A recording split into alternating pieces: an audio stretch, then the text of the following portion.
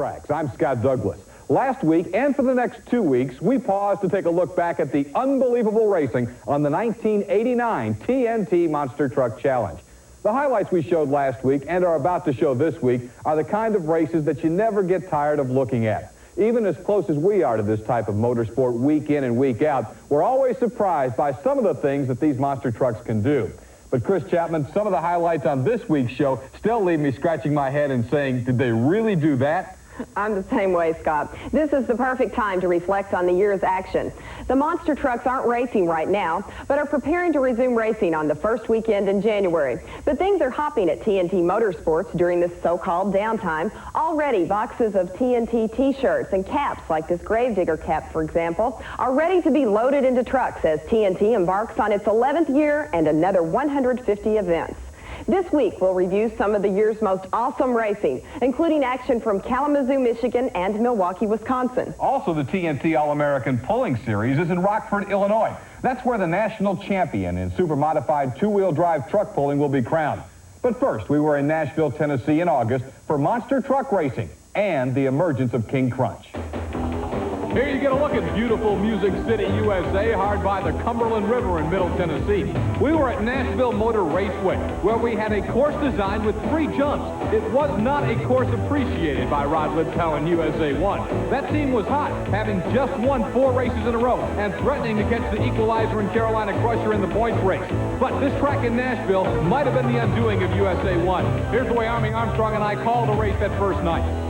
Army USA 1, Rod Litzau with 4 in a row, one of the great hot streaks in the history of this sport. Yeah, but that's not going to bother the guy sitting on his left hip being a mad dog. You're not going to intimidate John Breen. He's going to push that USA 1 truck to the maximum. He's not going to roll over and die for him. John Breen's a player. He'll run hard. He'll run you hard. Let's see what's going to happen. The 3 jumps could be a problem. As USA 1 in a little bit of trouble. Oh, God, we may have a problem here. It did not look like USA 1 got both wheels on that first jump. Explain that rule for us, Army. The rule is, Scott, both front tires must hit the obstacle you're going over, and you must keep at least 2 tires on that obstacle. So let's see if the front tire, we're going to watch the right front tire close to the camera. Does it hit the car he's going over? Doesn't look to me like he does. Now, the left side tires, front and rear, they actually seem to come off, and he's trying to claw back on top of the cars to go across the finish line. Scott, he's going to be disqualified. So the 4-race winning streak will come to an end on a disqualification in Nashville for Rod Litzau and USA 1. He's got to be disappointed. There was Rod Litzau pleading his case to truck owner Everett Jasmer. The USA 1 team then took a long, hard look at the video timing camera, but the timing official declared a disqualification of USA 1. Army then caught up with Everett Jasmer, who was livid to say the least. Here is that interview with Everett Jasmer. Well, a decision was made by a track official that affected USA 1. The owner of that truck, Everett Jasper, standing with me right now. Everett, your feelings on the call? I'm so angry I'm shaking right now. I've never seen a run like this. It's the 3rd time in a month we've had bad calls made on us. We went over here a little while ago and reviewed the videotape. We proved on tape, on more than one tape, that we were right, and the line judge refused to change his call. So once again, we are made an example of, and I'm getting really tired of it, damn tired of it, and I want to go racing. I'm tired of this foolishness with these calls by people that can't see what they're calling. And I'm going to make sure that these rules get changed. Okay, now, I can tell you're upset. This should make you that much more determined to prove your point to come back and to win this championship. Now, Rod seems to be driving his heart out in the truck. The truck's making the horsepower. It's a little cause that are catching is what you're saying. I've got a real major problem. I've got a driver, I've got crew members who are being affected by these cheating calls, and I'm not going to put up with it. I'm going to make sure the rules are changed so that we have some judgment on these calls so that we can call the judge and make a decision on it watching the video. The rules are going to be changed fairly, and we're going to come back and we're going to win this thing. No matter how many times we get cheated, we're going to come back and win this thing. So the win streak by USA 1, that big charge in the middle of a season after a slow start, got sidetracked in Nashville. The points leader, David Morrison, the equalizer, then faced Scott Stevens and his new truck, King Crunch, in that night's Monster Smash final. Here's how we called it. Well, there's no question who these 14,000 plus fans are going to be pulling for. They're going to be pulling for Morris, but believe me, Scott Stevens and King Crunch is going after this win. Like I say, he didn't come all the way from Texas just to finish second. A two-team final, Texas versus Tennessee. They're both Chevrolets in the Texas Chevrolet. Look at Stevens. He just keeps getting quicker and quicker and quicker. That's his first win of the year, Scott. The Monster Smash Finals on the next night of competition in Nashville, Tennessee included King Crunch and another newcomer, Pablo Cruz and Tough Enough out of Arizona. But Scott Stevens proved that he would be a force to be reckoned with during the remainder of 1989. 2 in a row, it's going to be hard to do. This kid out of Phoenix, Arizona is dialing in. Every time he makes a run, he gets a little bit quicker. He backed into it, literally. He was put out earlier, like Scott said, but believe me, when that light goes green, it's all even. Who's it going to be, the Ford or the Chevy, Scott? We're going to find out here as Scott Stevens gets a good hold shot. He is building up the lead. King Crunch with a lot of bounce, and he's going to hold on. He holds off the charge of Tough Enough. Make it 2 in a row for King Crunch and Scott Stevens from Woodland, Texas. Boy, the people down here, they're used to seeing good racing. This is no exception. Here's the replay, Army. Yeah, Stevens gets out on it. But what amazes me is the Tough Enough truck. He didn't quit. Stevens comes over the jump first, settles down. Now Tough Enough comes over. But watch the finish line. It looked to me like the Tough Enough was charging harder at the end than Stevens was. However, the finish line goes to Stevens for his second week. Congratulations. That concludes our look at the 1989 highlights from Nashville, Tennessee, where King Crunch was established as one of the better monster trucks in the world. When we come back, it's the wildest weekend of racing in 1989. Tuff Trax is brought to you by Micro Machines, the #1 colossally collectible vehicles in the world. If it doesn't say Micro Machines, it's not the real thing.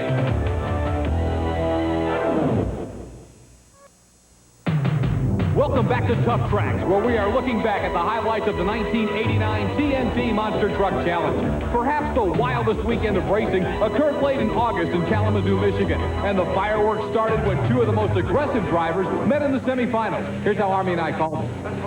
It's Gravedigger, Dennis Anderson, Chesapeake, Virginia, against the defending Nashville champion, the Chevrolet USA 1 and Rod Litzow from Spring Lake Park, Minnesota. Litzow comes out of that right lane, but both red lights are on the Gravedigger. You know what that means? It's going to be a Donnybrook. They come out side by side, half bracket close. Scott, I don't know. Oh, what a finish. Oh, what? Hey, we still got problems down here trying to get the truck shut down. USA 1 finally does get her slowed. Army, I thought Gravedigger was going over. What? He came across the finish line. We're looking at the top of his truck. An awesome ride by that youngster out of Virginia. Dennis Anderson's Gravedigger, Rod Litzow in USA 1, too close to call. And so I guess that means we're going to be going back to the videotape timing system right now, and they'll break it down frame by frame. Look at the angle of the truck, Scott. Incredible. Let's see if we can hear the times and see who won this race.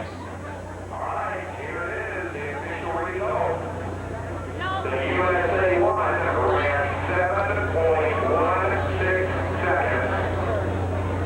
The Gravedigger ran 7.13. Dennis Anderson, when this thing started tonight, you told us you were going after USA 1. You lined up next to him, and you got him. What's going through your mind right now? Well, I was glad I could pull it off. I pulled to the line. I didn't have second gear, so I had to bump it from low to third and just stay after it, you know, and I was going to nail him to the wall, and that's what I did. Done a little bit of damage to the truck, but who cares? I beat him. This blood and guts out here, you know, we're for real. You know, we're here to win the points champion. We got big purse to win, and we got reputations to live up to, and we're going to live up to them. Anderson gets the win over USA 1's Rod Litzow. Just watch him race, and you can tell Dennis Anderson is tough aboard the Gravedigger. And he talks tough as well. But his story throughout 1989 was breakage. The truck broke while winning that race, putting USA 1 into the finals against the equalizer in David Morris. They're off, side by side. This is the finale. The Monster Smash. USA 1 and equalizer, Army. Litzow comes out. He's in trouble on the end of the track. Litzow goes around one more time on his top. Oh, no. He wins, but he wins on his roof. USA 1 and Rod Litzow wins it in Kalamazoo, but he wins it upside down. Oh, my, what an incredible finish. David David Morris also got a little sideways at the end. He kept his truck on all four wheels, however. Rod Litzau is upside down. An unbelievable race for the championship. The Monster Smash Final. All the drivers come flying down to the end of the track to get a look at Rod Litzau's USA 1 and to get him out of that truck. Well, it gets scarier and scarier as we go along, and it gets so much quicker. These guys are flying down here.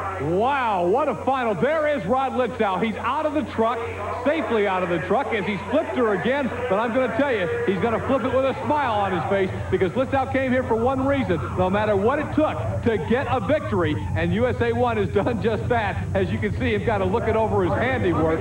What an incredible finish. And there's Steve Wilkie, his crew chief, coming over, saying, "You all right, Rod?" Litzau says, "Yep," and we won her. Once again, trouble for Rod Litzau in USA 1. That truck spent a lot of time this season on its top, but when it stayed upright, USA 1 was as fast as anybody. Now it's time for the Crunch of the Week. Hold on to your seats for the amazing Crunch of the Week, brought to you by Micro Machines, the #1 colossally collectible vehicles in the world. If it doesn't say Micro Machines, it's not the real thing.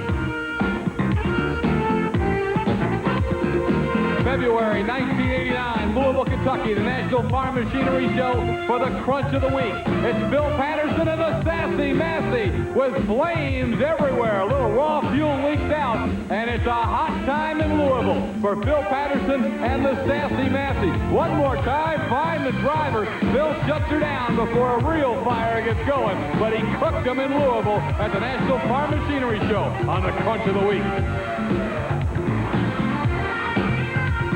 When we come back, it'll be Ken Lamont's last chance to catch Ray Carpenter for the two-wheel drive national championship on the TNT All-American Pulling Series. Tuff Trax back with the superstars of truck and tractor pulling on the TNT All-American Pulling Series. Rockford Speedway in Rockford, Illinois, the home of the season finale to crown the big money champions on the TNT All-American Pulling Series. Sundance Kid and Ray Carpenter with a healthy advantage coming into these final two events at Rockford. Ken Lamont and the Midnight Express going to have an awesome weekend in Rockford to catch him. Mike Stowe in the Bad Dog third, Walsh in the Irish Challenger, then Wayne Roush in the Yellow Model T, Mark Heron, Jack Daniels sixth, followed by the Chevy C-Cab, Sudden Thunder, Spike, and the Kodiak Dodge rounding out the top 10 coming into Rockford. Again, two events. Now we're going to look at highlights from the first night. This is Dan Walsh and the Irish Challenger trying to grab some of the big money for the TNT Summer All-American Pulling Series. Let's watch Walsh pull it out.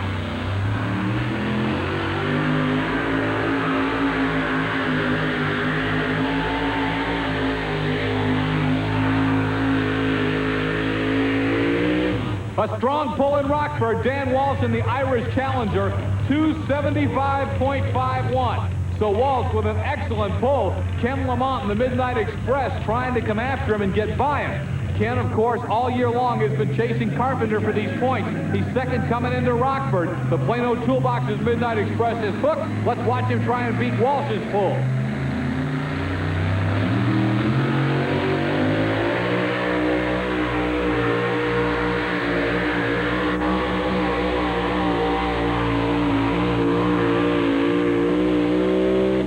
But not quite enough for Lamont. 272.33. Mike Goss talks with Ken Lamont about the pole and the points. Ken, that's not good enough to win here, but the guy you've got to beat's still behind you. Yeah, well, the guy on the lead I really needed to beat too, but I don't think it's that bad a run. It wasn't off that much unless some other combination starts to work. It's, in all honesty, not that good a track. Normally on this type of track, it's a homemade track like an indoor track without a roof. Normally, when it's that case, it doesn't get any better unless they start building the road, but I don't think that'll happen, so I'm not all that down about the run. I sure as like to win the lead, but... How bad you want to win this national title? Damn bad. Real bad. I'd like to do it for me, for Plano Toolboxes, for Quaker State Motor Oil, but, you know, sometimes you get lucky and sometimes you don't. You just got to keep trying what you know best. Ken knows coming in that he's a long shot because this guy's got a very strong lead coming in. Ray Carpenter and Sundance Kid. He doesn't necessarily need to beat Lamont, but he needs to stay close. Here he is.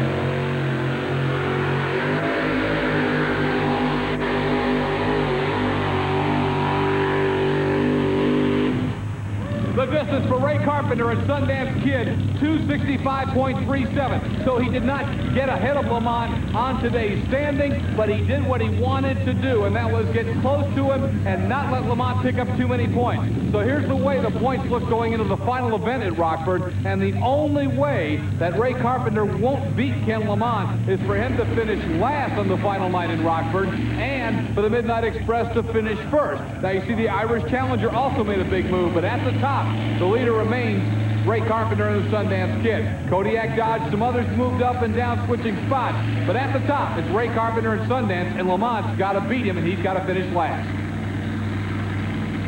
Can you catch Ray Carpenter? Well, it's getting mathematically pretty tough right now, but we're going to do everything we can to beat him. I guess the only thing we can do is keep trying to do our program and hope that he messes up. You've said a couple times this year you thought Carpenter's been pretty lucky. How so? Ray's been lucky, but I'll give him credit. He's been good. He's got a real good driving technique, and he's getting a feel of it. He's been real good. He's had tremendous amounts of help from the guys that built the truck, the Humphrey guys with Humpco. He's been doing real well. Everything he touched, even when Ray messes up, he still gets 5th or 6th. You know, the rest of us, sometimes we've been real known to take a bath. You wanted this national title, you know, pretty bad. What's your feelings about finishing second? Well, second's a whole lot better than third. We wanted to win bad. We wanted to win real bad. I made a statement early in the season. If I didn't win this thing, there was going to be one big reason why, and I guess it's Ray Carpenter. That truck's an old Spike truck, and Humphrey sold that truck 2 years ago. I thought I got rid of that thing once, and it's come back to haunt me and him both. But barring disaster, Ray Carpenter and the Sundance Kid will win the Super Modified two-wheel drive national championship on the TNT All-American Pulling Series. Mike Goss asked Ray Carpenter about his chances before that last pull. Well, our hopes are high, Mike. Without a major motor explosion or something crazy happen, we've got to safeguard a little bit with the points, but you know, sometimes you can roll the dice and come up snake eyes, that's for sure, and we're certainly hoping that don't happen here. Now, Lamont, without a doubt, wanted to win this thing bad, but yet he told us a little while ago he's got the greatest respect for what you've accomplished this summer.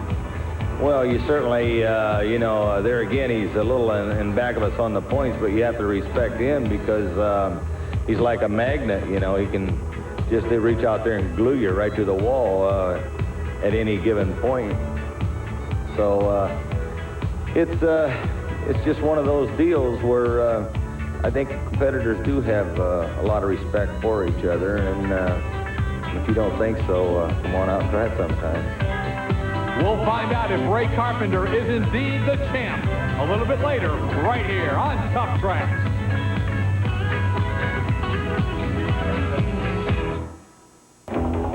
We're back for more highlights from the 1989 TNT Monster Truck Challenge. Scott Stevens came into Kalamazoo as a marked man. Look what happens to his truck. Here's our call on the first round of that second night in Kalamazoo. Next opening round matchup, there you see the computerized state-of-the-art King Crunch and Scott Stevens. King Crunch coming out to take on Buffalo Tremor. John Kwasniewski, Army calls him Johnny K. He's from near Buffalo, as you'd expect in the Buffalo Tremor, Lackawanna, New York. Keep an eye on Scott Stevens. He'll be working the left lane. He's been around a long time. He's an attack driver. He drives with the Texas philosophy. Don't mess with Texas. Meanwhile, the kid out of New York comes out real good on the side, closer to the camera. He's in trouble. Stevens goes like a rocket. Whoa, we've got a problem now. Look at that. Complete 360 pirouetted and landed back on his wheels. Unbelievable. Scott Stevens is King Crunch. We said it's state-of-the-art, but I'm not sure that's part of the state-of-the-art, being able to flip and land back right side up. But who knows what the damage to that truck is. I'll tell you, Scott, when you see a TNT event, this is what you're going to see. It's no grins and giggles. It's full, all-out racing. Wow. Scott Stevens annihilates King Crunch. There's sheet metal everywhere. The entire front end sheet metal is gone from the truck. You can see the back, the bed of the truck is now laying at a 45-degree angle to the ground. Lots of safety safety crew personnel in there to make sure Scott's okay, and that obviously is the first concern, but they're talking to Scott, and it looks like he's all right. So now, for the crew, they've got to see what kind of shape this truck's in. I'll tell you, Scott, the truck looks a whole lot worse for wear. I'm kind of worried about Scott. Oh, good. He's coming out of the truck. He's coming out awfully slow. I tell you, he took a real wild ride there. Nosed in, flipped over. He's been around this game for a long time. He knows that's part of it. We're glad to see him moving around, but he really looks awfully rough to me right now. Here's a replay coming up on the screen. You notice nothing happened to him until the last run.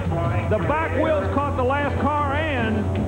Up and over. Boy, you said it, Army. Once they did that, it was like a springboard, and he goes into a pirouette. If this was diving or gymnastics, it would have been a perfect 10. But this is monster truck racing. Watch it one more time. What a violent flip by King Crunch. But believe it or not, 10 minutes later, this truck was racing again. Just getting back to the starting line was incredible enough. But watch what happened in the quarterfinal round at Kalamazoo, Michigan. But here is the story so far at Kalamazoo. You see him moving. He is going to come out as they cheer wildly at Kalamazoo, Michigan. After his wild flip earlier, King Crunch, what's left of him, is ready to race.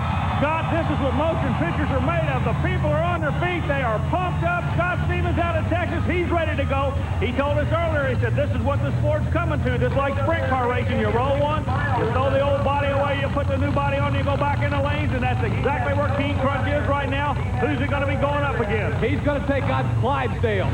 Bennett Clark out of Powder Springs, Georgia. Army, is this dangerous? He's got no front end weight now. No, the front end of the truck was a fiberglass piece, so the weight, he's only about 15 or 20 pounds difference is all. What I'm worried about is the handling characteristics.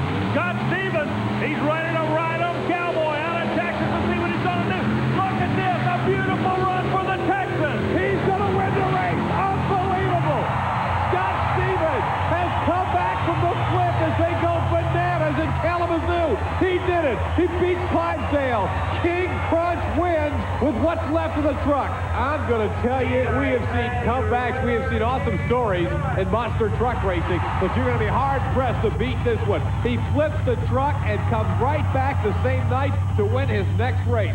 So King Crunch made it to the semifinals, only to face USA 1. These two trucks had both flipped in the last 24 hours, but here they were, head-to-head. There are some outstanding rivalries in this sport. Army, I think this is the budding rivalry, the rivalry that'll probably carry into the 90s. The computerized state-of-the-art King Crunch and Rod Litzow, USA 1. One thing that I'm watching, Scott, is the crowd. They're kind of split.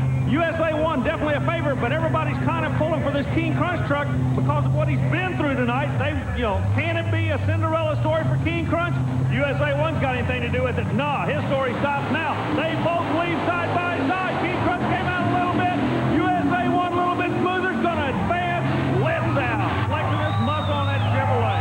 All out all the time and no mercy. Rod Litzow takes the victory over a very gallant, a very valiant Scott Stevens and King Crunch. The other semifinal that night included the top two trucks in the points race. David Morrison, the equalizer, trying to increase the margin between himself and Gary Porter's Carolina Crusher. These guys went at it all year, hot and heavy. Here was our call. Scott, I'm looking for a war right here. Number 1 and number 2 international points chase. It's going to be a Scotty Brook. There it goes. The light turns green. They're all side by side. Morris noses out in that right lane. Can the Crusher come back? No way. Boy, this kid out of Tennessee is flying. But those long tracks were tough on the equalizer. The truck wasn't geared right for it, and the engine was hurt on that semifinal run. That paved the way for USA 1 to make it 2 in a row in Kalamazoo and rekindle any hopes that he had for successfully defending his world title.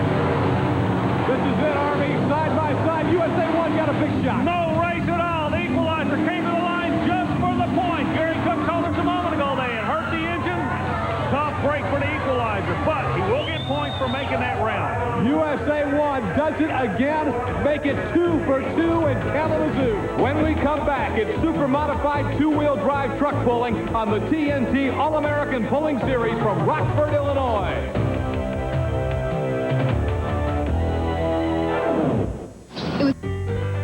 Back with the TNT All-American Pulling Series on Tuff Trax, as we're ready to crown the national champion in the super modified two-wheel drive. Ray Carpenter, Sundance Kid, coming in with a big lead over Ken Lamont and the Midnight Express. But everybody trying to jockey for positions in the top 5. That's where the big bucks are going to be paid. And here's a guy trying to get in the top 5, Mark Hare and Jack Daniels.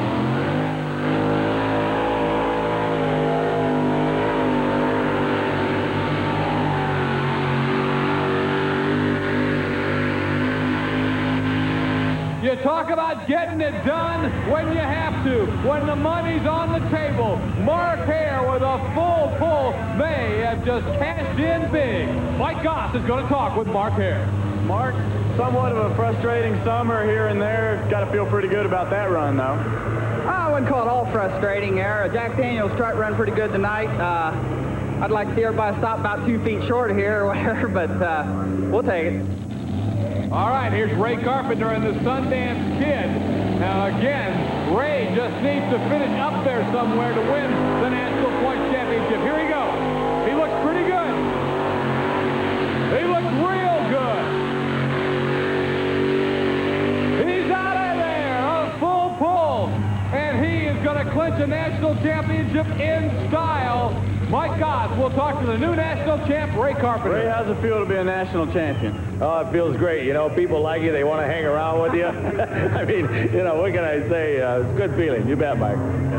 Now, it's going to be a matter of a pull-off here. How do you handle it? We're going to have to set her a little different for the pull-off, depending on what they do with the sled. And we got a good, comfortable edge here now, and we'll have to see where it goes. You know, there's still a lot of good guns back there. Bill Humphrey and the boys, you know, they're aiming at you pretty good. All right, there's still more coming, as Ray mentioned. Even though he's locked at the championship, there's still business at hand. Dan Walsh and the Irish Challenger fighting to stay in the top 5 in points. Here he comes.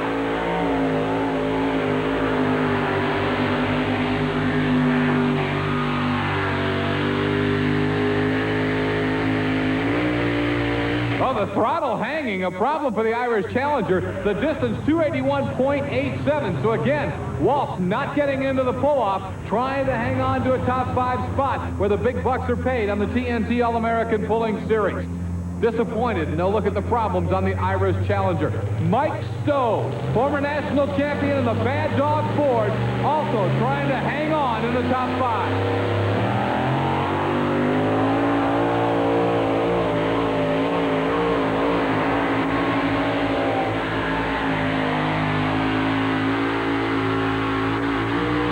Oh, you can see just how short he is. Close, but not there. 296.56 for Mike Stowe out of Warrenton, Georgia, and the Bad Dog Ford. Here he is with Mike Goss. Mike, you kind of needed to make a full pull there to hang with Mark Hare and stay in the top 5 in points. Yeah, Mike, everything's so close now after last night. It's real important is what happens between now and the end of the class. I really wanted to get out there with Mark. That means now I have to beat Wayne by over 2 positions and stay ahead of Jim Brockman. I don't know, we run all summer, and it's a pity it's come down so close at the last pull that really 1 or 2 of us guys that are within 20 points of one another are really going to get hurt. Yeah. You're the defending national champion. If you could tell Ray Carpenter anything about hanging on to it 2 years in a row, what would you say? He better go home and work like hell. Ray Carpenter with Mark Hare, their teammates. They're both in the pull-off. We'll see how they handle it a little bit later. Welcome back to Tuff Trax and highlights from the 1989 TNT Monster Truck Challenge. Rod Litzow and the other superstars of monster truck racing found a very long, very fast track in Milwaukee, Wisconsin that absolutely took our breath away. Here's how we call the semifinal race. Because of early problems this year, Army, you know, USA 1 still has so many points to make up. He's got to be considered a long shot to win the national championship. But boy, can he take a major step right here. He's got a chance to beat Carolina Crusher head-to-head, and then he may face equalizer were he to get by Crusher here. He could beat both of the 2 in front of him head-to-head if he's on his game today. Throughout the rest of the year, every run is an important run because of the point structure, as you were saying. And Litzow, with that sponsorship, he's got to make a good show for the True Value Hardware people to win the fans over to his side, and he's doing a good job of it. He won't quit. It's the side. Look at this. It's going to be good. Who's got the most horsepower in the right gear? USA was just like a big 747 when he set that rascal down. You're right. right, he looks like an airplane, and he flat put Carolina Crusher away. Rod Lipsdown, confident, cocky, and backing it up in USA 1. Look at this jump. That's 15 cars, folks, and it looks like he could have handled 5 or 6 more. The asphalt surface was really helping the Monsters get up to speed. The second semifinal race that night pitted Mad Dog against the Equalizer. Here's how Army and I call that race. Again, it was a long track, not suited to the gearing of the Equalizer. John Breen drops the goggles and is ready to go in Mad Dog. His opponent is the national point leader, David Morris, and the Equalizer, who has been winning, but he's really having some problems. Well, the problems are a result of the gearing. You've got to remember, Morris in that left lane can only run the truck at a certain RPM. He goes out and it reaches a plateau. He has to stay there. He can't overwind the engine. He did it last week. It cost him about a $25,000 engine. He's going to the final just by doing some good heads-up driving. The other side of the coin is Lipsdown, believe me, is going to drive it out the back door with that 80-mile-an-hour gear. So Rod Lipsdown, the defending world champion, got a shot at David Morris, the current world championship points leader. And because of the Equalizer's gearing problem, the issue wasn't who would win, but how far USA 1 would jump while winning. This truck put on one awesome aerial display in Milwaukee, Wisconsin. Here's how we called the race. They are off. USA 1 on the left side of your screen. The Equalizer's got the early lead, but he's not going to be able to hold it. Equalizer did exactly what he had to do, but USA 1 loudly bangs it out the back door on the Milwaukee Mile for the big win. Make it 3 in a row on Tuff Trax in the TNT Monster Truck Challenge for the defending world champion of monster truck racing. That young man from Spring Lake Park, Minnesota, Rod Lipsdown, and USA 1 back in the winner's circle once again. He's going to take it right to the wall as Lipsdown lets the fans get a good look at the guy who says he's the best there is right now. And he backs it up with a 3rd straight win. Lipsdown unstraps and comes out victorious and thrusts that finger skyward saying, hey, I'm number 1, friends. He believes it tonight. He backed it up with a big win. Lipsdown gets the victory over Equalizer and David Morris. The next week of racing in Milwaukee, this time in the sunshine, was even more incredible, and it all started in qualifying with the Gravedigger. This has become the country's most popular monster truck, not because he wins, which he rarely did in 1989, but because he's aggressive and sometimes terrifying. Gravedigger's wildest rides of the year came in qualifying. That's what happened on this day in Milwaukee. Here's how we call it. The wall setting on the left and right of this track present a problem to the drivers. They don't have very much leeway. They get a little bit out of shape. They can really have their hands full. Anderson showed that this afternoon when he completed his qualifying shot. When he came off the second set of vehicles, watch what happened. Dennis Anderson's Gravedigger loses it at the Milwaukee Mile, and bang, into the wall. He hit her hard. Dennis Anderson, we talked about last week, some of the wilder rides the Gravedigger had been on. We showed them to you here on Tuff Trax, and this is another one for the Gravedigger. Highlights, or as Dennis may tell you on this time, lowlights, Phil. He wasn't happy with that run, but Army, it looked fine until the end, but then things went nuts. Well, what happened, Anderson says that the back end just took a weird bounce. It settled, bang, bang, now he controlled bangs again. It hit 3 times and just came on around, kind of like he was on ice. The Milwaukee Mile concrete wall held him in. A little bit of damage, but Anderson will tell you in a heartbeat, the wall won that one. USA 1 also broke in qualifying, but not before the longest leap ever in monster truck racing. If you thought USA 1 flew the first week in Milwaukee, check this out. Here's your hot hand. Qualification attempt now for Rod Lipsdown. 3 wins in a row for the USA 1. Words out on Lipsdown about how far he's flying. The people in Milwaukee going to watch the final jump. Here he goes. All the way. Oh, look at that. Look at that. He's like a big 747. He landed about 15 feet past the last car. He cleared everything. Cars, ramps, dirt. He almost went out of Milwaukee. Let's watch him again. Remember, the second jump is 12 cars. Look at him. 15 feet past. He jumped an equivalent of 17 cars on that jump, Scott.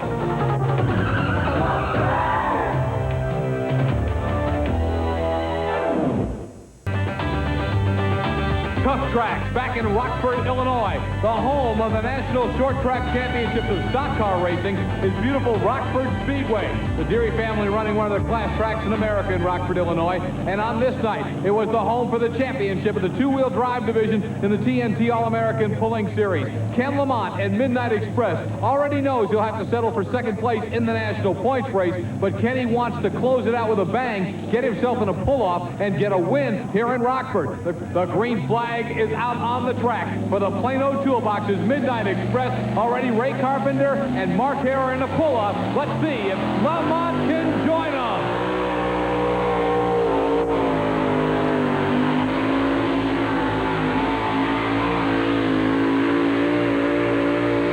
Not there. Kenny Lamont's distance in the Plano Toolbox's Midnight Express is 285.98, 15 feet short of a pull-off. Here's Kenny with Mike Goss.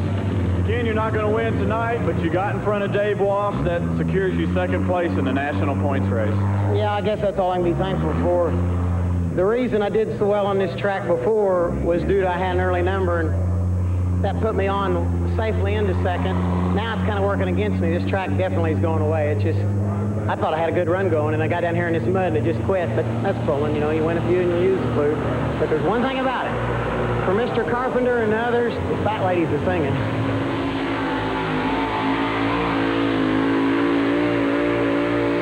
As you can see, once again, Kenny had all the horsepower up, had a good pull going, but as he said, it looks like the track going away at the end. We'll really find out here because this is a critical pull for Wayne Roush in the yellow Model T. Coming into Rockford, he was 5th in points, trying to hold off Jack Daniels, but to do it, he has just about got to get himself in the pull-off. Let's see if the professor can pull it off.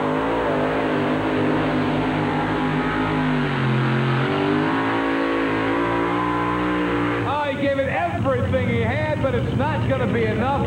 Wayne Roush in the yellow Model T at 291.35 will not be able to get into the pull-off. So the pull-off is two trucks, the teammates, Mark Hare and Jack Daniels against Ray Carpenter and the Sundance Kid. Now, the question has got to be asked right up as they come out.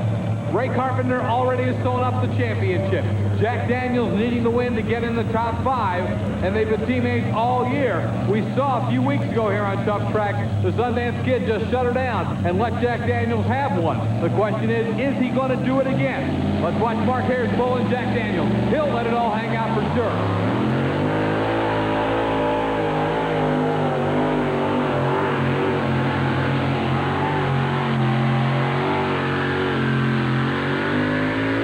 As expected, holding nothing back, a good pull with additional weight on the sled.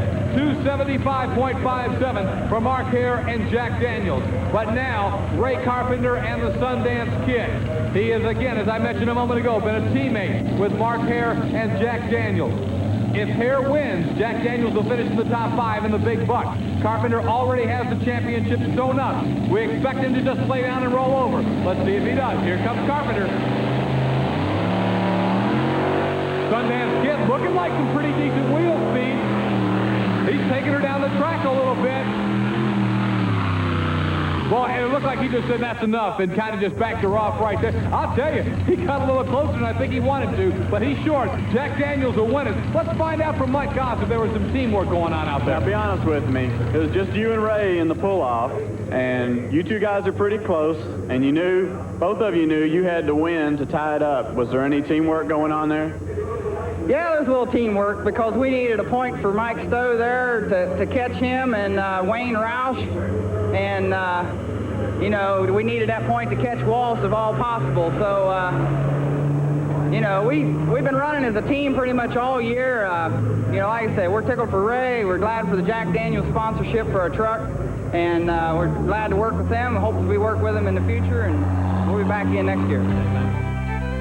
Next year may prove to be interesting as I think some other pullers may unite to do battle against them. But this time, it was Jack Daniels getting the win in Rockford. Sundance Kid second. Mike Stowe ends up third in Bad Dog. The Little Red Truck was fourth. And the Kodiak Dodge rounds out the top 5. Here are the final point standings. The big bucks on the TNT All-American Pulling Series. And the big check goes to Ray Carpenter and the Sundance Kid, winning it easily over the Plano Toolbox's Midnight Express of Ken Lamont. Dan Walsh holds on for a third place tie with Jack Jack Daniels and Mark Hare. Bad Dog ends up 5th, and there you see Wayne Roush shut out of the Big Bucks, finishing 6th in the Yellow Model T.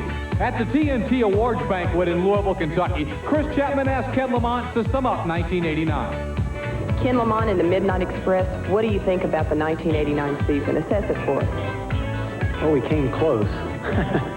Number 2 is better than number 3, but it's not number 1, Ray. Ray Carpenter had a tremendous year.